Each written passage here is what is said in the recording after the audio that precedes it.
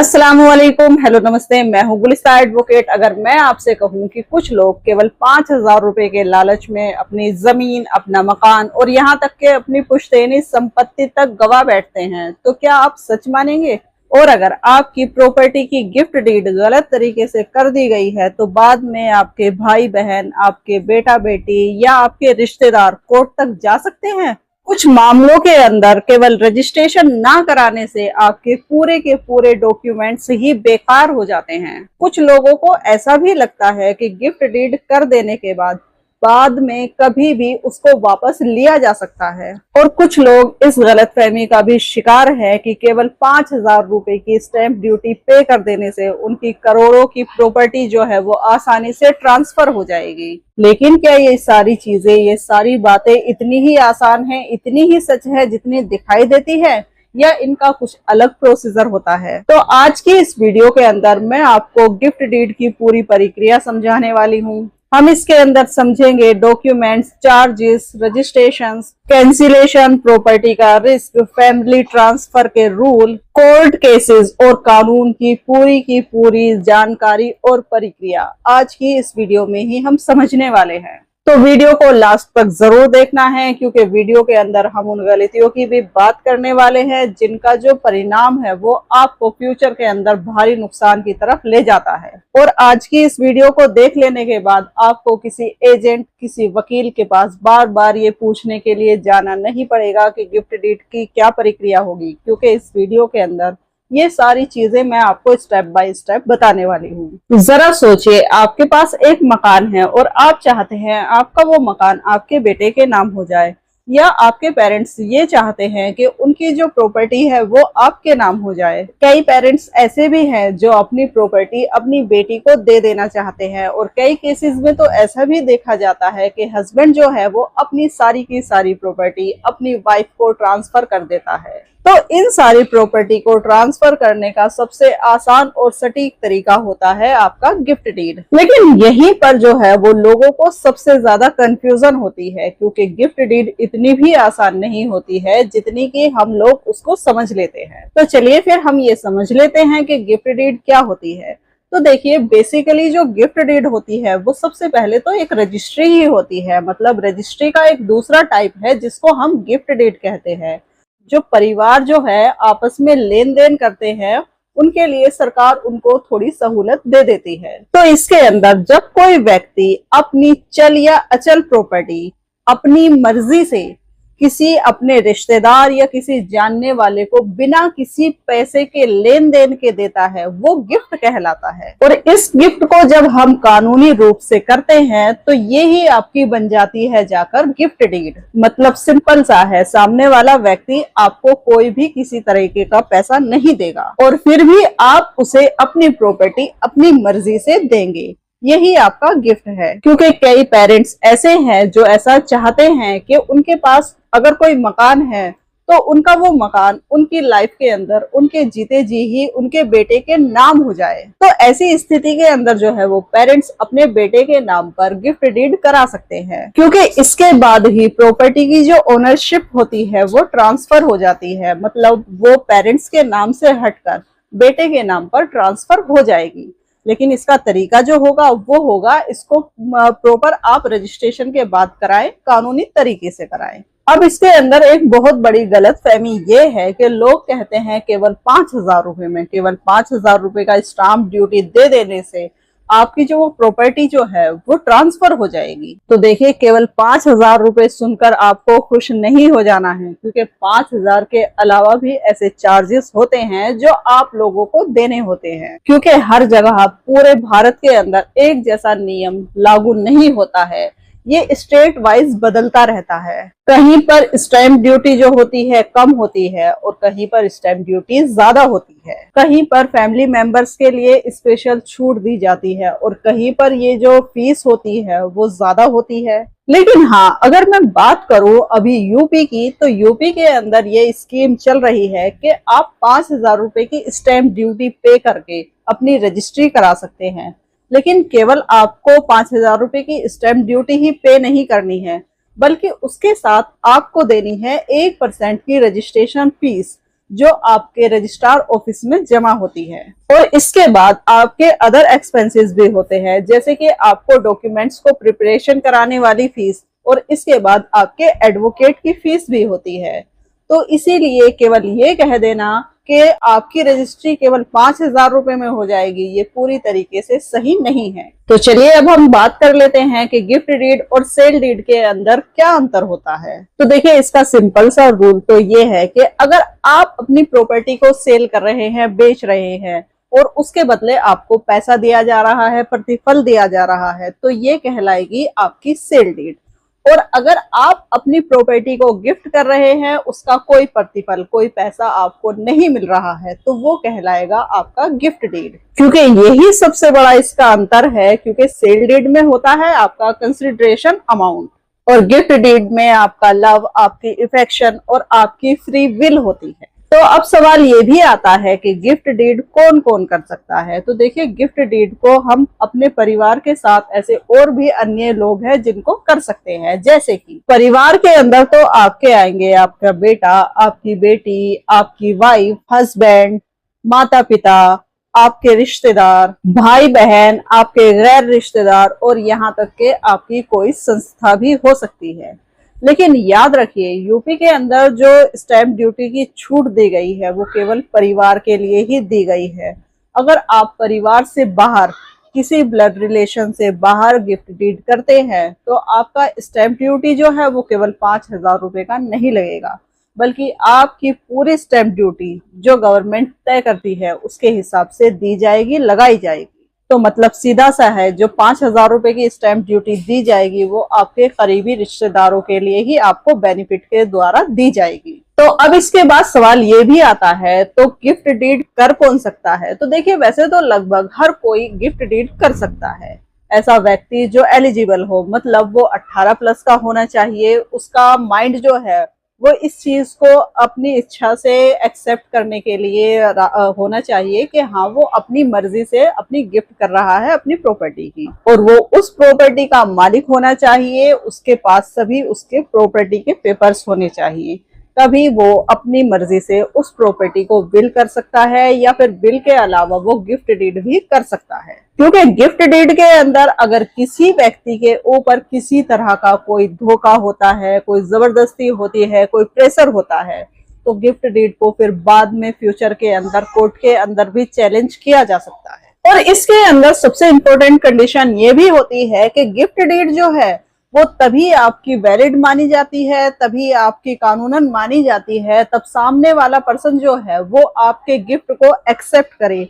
यानी gift deed के अंदर एक्सेप्टेंस बहुत ही जरूरी होती है, क्योंकि अगर गिफ्ट डीड के अंदर एक्सेप्टेंस नहीं होती है तो आपकी गिफ्ट डीड बेकार हो जाती है, इनवैलिड हो जाती है। तो इसीलिए गिफ्ट को देने वाला भी इस चीज को अच्छे से जानता हो कि वो अपनी प्रॉपर्टी की गिफ्ट कर रहा है, और इसी के साथ गिफ्ट लेने वाला भी वो गिफ्ट को एक्सेप्ट करने वाला होना चाहिए, उसे भी इतनी समझ होनी चाहिए।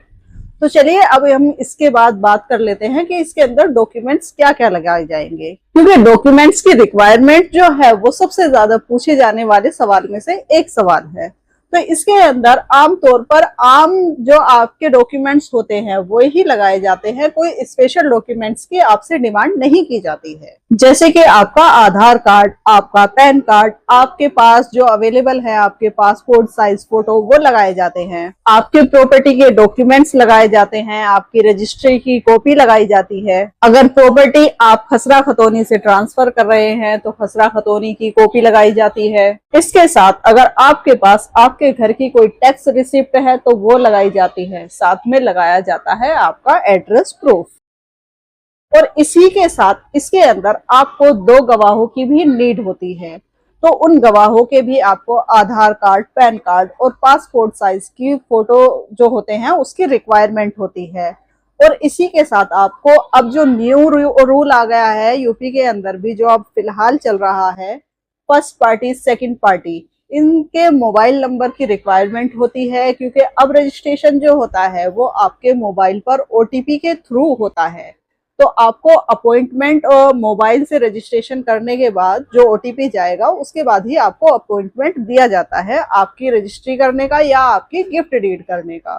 तो अब यहाँ पर एक बहुत जरूरी सवाल ये भी लोगों के द्वारा पूछा जाता है कि हमें गिफ्ट डीड का रजिस्ट्रेशन कराने की जरूरत ही क्या है। तो देखिए, बहुत ही जरूरी सवाल है, क्योंकि इसके बाद ही अक्सर लोग गलतियां कर देते हैं और कई बार जो है इसके चलते उन्हें भारी नुकसान का सामना भी करना पड़ता है, क्योंकि वो लोग ये समझते हैं कि पेपर तो बना लिए हैं, बस उनकी बात खत्म हो गई, उनका काम खत्म हो गया, जबकि ऐसा नहीं होता है। क्योंकि इसके अंदर इमूवेबल प्रॉपर्टी जैसे कि आपकी कोई जमीन, आपका कोई मकान, आपकी कोई दुकान और आपकी कोई कॉमर्शियल प्रॉपर्टी जो कि अभी ही रिसेंटली यूपी गवर्नमेंट ने लॉन्च की है, क्योंकि पहले जो होता था गिफ्ट डीड के अंदर कॉमर्शियल प्रॉपर्टी इंक्लूड नहीं थी। तो इन सारी प्रॉपर्टी के अंदर आपको गिफ्ट डीड का रजिस्ट्रेशन कराना बेहद जरूरी होता है, क्योंकि अगर आपने इसका रजिस्ट्रेशन नहीं कराया तो आपको फ्यूचर के अंदर बड़ी परेशानी का सामना करना पड़ना 100% है। क्योंकि जरा आप सोचिए, कोई व्यक्ति अपनी करोड़ों की प्रॉपर्टी बिना रजिस्ट्रेशन के किसी को ट्रांसफर कर देता है तो उसका पूरा का पूरा मामला जो है वो फ्यूचर के अंदर विवादित हो सकता है कोर्ट के अंदर, क्योंकि उसने उस प्रॉपर्टी का रजिस्ट्रेशन नहीं कराया था। ऐसी स्थिति में जो है उस प्रॉपर्टी के जो वारिस होंगे वो उसको कोर्ट के अंदर चुनौती दे सकते हैं, कोर्ट में मामला जा सकता है, उसको चैलेंज किया जा सकता है और ऐसी स्थिति में आपको आपकी ओनरशिप साबित करने के लिए बहुत सारी दिक्कतों का सामना करना पड़ सकता है। तो इसीलिए ही गिफ्ट डीड का रजिस्ट्रेशन कराना आपके लिए बहुत जरूरी है। गिफ्ट डीड को हमेशा रजिस्टर्ड ही कराएं, बिना रजिस्ट्रेशन के वो आपकी गिफ्ट डीड किसी काम की नहीं है, क्योंकि बाद में वो विवादों के अंदर 100% आएगी ही आएगी। तो चलिए अब हम इसके चलते ये भी बात कर लेते हैं कि गिफ्ट डीड के ऊपर चार्जेस कैसे लगाए जाते हैं। तो देखिए, ये सबसे जरूरी हिस्सा है, क्योंकि गिफ्ट डीड का सबसे जो इम्पोर्टेंट चीज है वो होती है उसके चार्जेस आपको क्या देने होंगे। तो जैसा कि मैंने आपको बताया कि पूरे इंडिया के अंदर 5,000 रुपए फिक्स होने का कोई नियम नहीं है, लेकिन हाँ, ये स्कीम फिलहाल यूपी के अंदर चल रही है। पूरे भारत के अंदर जो ये चार्जेस है वो वहीं के स्टेट के ऊपर डिपेंड करते हैं। सबसे पहले स्टेट के नियम देखे जाएंगे, फिर प्रॉपर्टी की वैल्यू देखी जाएगी, आपका क्या रिलेशनशिप है वो देखा जाएगा, फिर देखी जाएगी आपकी स्टैंप ड्यूटी क्या बनेगी। लेकिन हाँ, ज्यादातर राज्यों के अंदर जो है, ज्यादातर स्टेट के अंदर फैमिली परिवार में है जो है आम तौर पर उसको राहत दी गई है। तो जरूरी नहीं है कि फैमिली मेंबर्स में आपको राहत ना मिले, ज्यादातर स्टेट के अंदर फैमिली परिवारों के अंदर आपको ये राहत दी गई। और कुछ राज्यों के अंदर जो है वो इसके अंदर नॉमिनल चार्जेस भी दिए हुए हैं, लेकिन फिर बात वही आ जाती है कि हर स्टेट का रूल जो है वो अलग होता है, तो इसीलिए आपको वहां के रूल को अच्छे से समझने की जरूरत है। वैसे आप मुझे कमेंट में बताइए, जब आप यहाँ तक इस वीडियो को देख रहे हैं तो आप अपने परिवार में या अपने किसी जानने वाले में गिफ्ट डीड करने की सोच रहे हैं, तो आप अपनी गिफ्ट डीड किसको करना चाहते हैं, ये मुझे कमेंट सेक्शन में जरूर बताएं। तो चलिए अब बात कर लेते हैं कि गिफ्ट डीड को कराने से क्या फायदे होंगे, उसके क्या बेनिफिट्स होंगे। ये भी हम लोगों को जानना बहुत जरूरी है, क्योंकि कई लोग गिफ्ट डीड के फायदे ही नहीं जानते हैं और फिर ऐसे में वो जो है वो सिंपल सेल डीड कर देते हैं और उनको फिर परेशानियों का सामना करना पड़ता है, या उनका जो एक्सपेंसेस है वो बहुत ज्यादा बढ़ जाता है।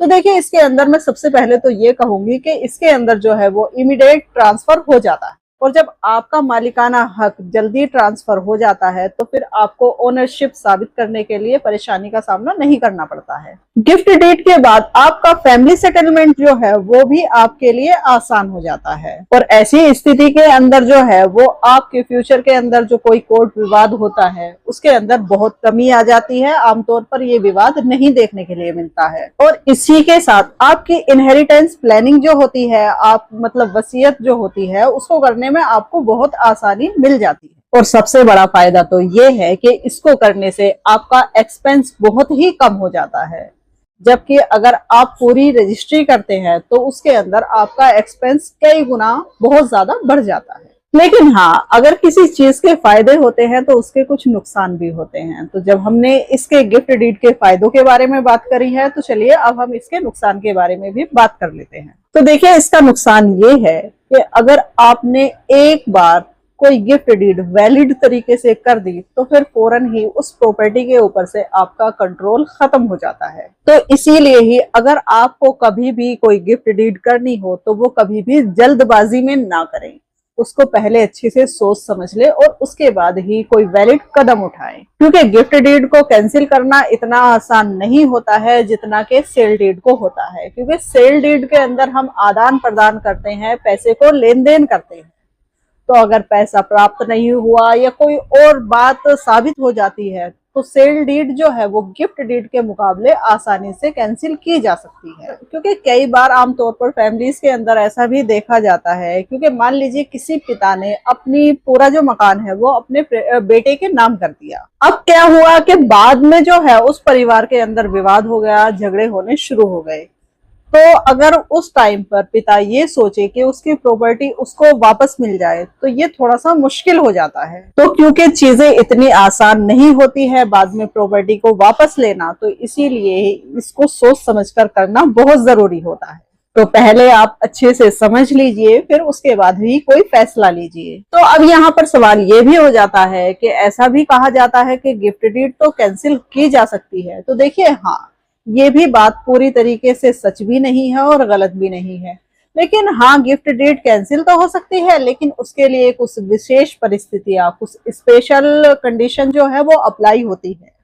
जैसे कि कोई फ्रॉड हुआ है, कोई मिस रिप्रेजेंटेशन हुई है या कोई धोखाधड़ी जैसी परिस्थिति साबित हो जाती है, तो आपकी गिफ्ट डीड को कैंसिल भी किया जा सकता है। लेकिन सिर्फ मन बदल जाने से आपकी गिफ्ट हमेशा कैंसिल नहीं हो जाती है। क्योंकि गिफ्ट डीड के मामले में अक्सर ऐसे मामले में ही केस होते हैं जिनके अंदर गिफ्ट डीड को दबाव डालकर कराया जाता है, बुजुर्गों को धोखा दिया जाता है, कोई नकली डॉक्यूमेंट्स पेश किए जाते हैं, कोई गलत जानकारी दी जाती है या कोई गलत तरीके से पारिवारिक विवाद के अंदर किसी का बेनिफिट फायदा उठाया जाता है। तो ऐसी कंडीशन के अंदर जो है वो गिफ्ट डीड के ऊपर विवाद खड़ा हो जाता है। अब कुछ लोग यहाँ पर ये गलतियां भी करते हैं कि वो सोचते हैं केवल हमने व्हाट्सएप पर लिख दिया, किसी प्लेन पेपर पर लिख दिया तो सब कुछ सही हो गया, हमारी प्रॉपर्टी ट्रांसफर हो गई। जबकि ये आपकी गलती है, ऐसे प्रॉपर्टी ट्रांसफर नहीं होती है। क्योंकि गिफ्ट को ट्रांसफर करने की कानूनी प्रक्रिया बिल्कुल अलग होती है। फिर कुछ लोग ऐसा भी करते हैं कि उनकी जो प्रॉपर्टी है वो उनके नाम ही नहीं है, फिर भी जाकर वो अपनी उस प्रॉपर्टी की गिफ्ट डीड किसी को कर देते हैं, जबकि इस कंडीशन में भी आपकी जो गिफ्ट डीड है वो इनवैलिड हो जाती है। अब सबसे बड़ी गलती और भी एक लोग करते हैं, वो ये करते हैं बिना वेरिफिकेशन किए किसी भी एजेंट पर भरोसा कर लेते हैं। फिर ऐसी कंडीशन के अंदर कई बार ऐसा होता है कि एजेंट उनको धोखा दे देता है।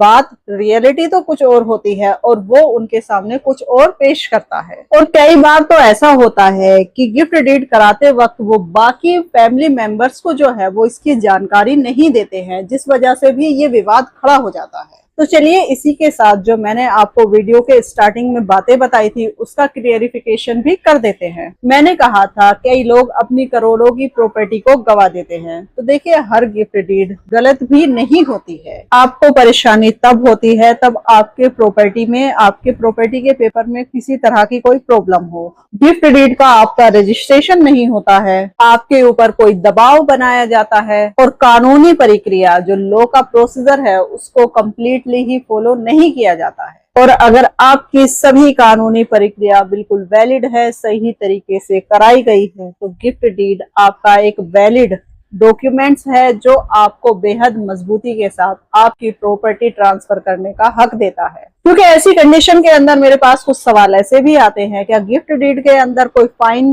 हो सकता है, कभी हमें जेल जाने की नौबत आ सकती है? तो देखिए, गिफ्ट डीड कर देना कोई अपराध नहीं है, कोई ऑफेंस नहीं है। लेकिन अगर कोई फर्जी दस्तावेज बनाए गए हैं, डॉक्यूमेंट्स बनाए गए हैं, कोई फोर्जरी की गई है, कोई फ्रॉड किया गया है, गलत जानकारी देकर प्रॉपर्टी को हड़पने की कोशिश की गई है, तो भारतीय कानून इसके खिलाफ आपके अगेंस्ट गंभीर कार्यवाही कर सकता है। इसीलिए ही आपको हमेशा जेन्युइन डॉक्यूमेंट्स को ही अपनाने की जरूरत होती है और अपनी सभी प्रक्रिया को बिल्कुल लॉफुली रखना है आपको। तो उम्मीद है आज की इस वीडियो से आपको गिफ्ट डीड से जुड़े सभी सवालों के जवाब मिल गए होंगे। और अगर फिर भी आपका कोई सवाल है तो आप मुझे कमेंट सेक्शन में पूछ सकते हैं। और अगर आप पर्सनली ही मुझसे कोई गाइडेंस चाहते हैं तो उसके लिए आप मुझे व्हाट्सएप के थ्रू कांटेक्ट कर सकते हैं, लेकिन पर्सनल कंसल्टेंसी पेड है, उसके लिए आपको एक छोटा सा अमाउंट पे करना होगा। तो अगर ये वीडियो आपके लिए यूजफुल रही हो, वीडियो को लाइक कीजिए, शेयर कीजिए और हमारे चैनल से इसी तरह की यूजफुल वीडियो के लिए जुड़े रहें। और अगर आप मुझे और मेरे चैनल को सपोर्ट करना चाहते हैं तो फिर आप हमारे चैनल की मेंबरशिप जरूर ज्वाइन कीजिएगा। मैं गुलिस्ता एडवोकेट मिलती हूँ आपसे फिर किसी और नई लीगल वीडियो के अंदर। तब तक आप अपना बहुत सारा ख्याल रखिएगा। Stay aware, stay legally safe. Thanks for watching, have a great day.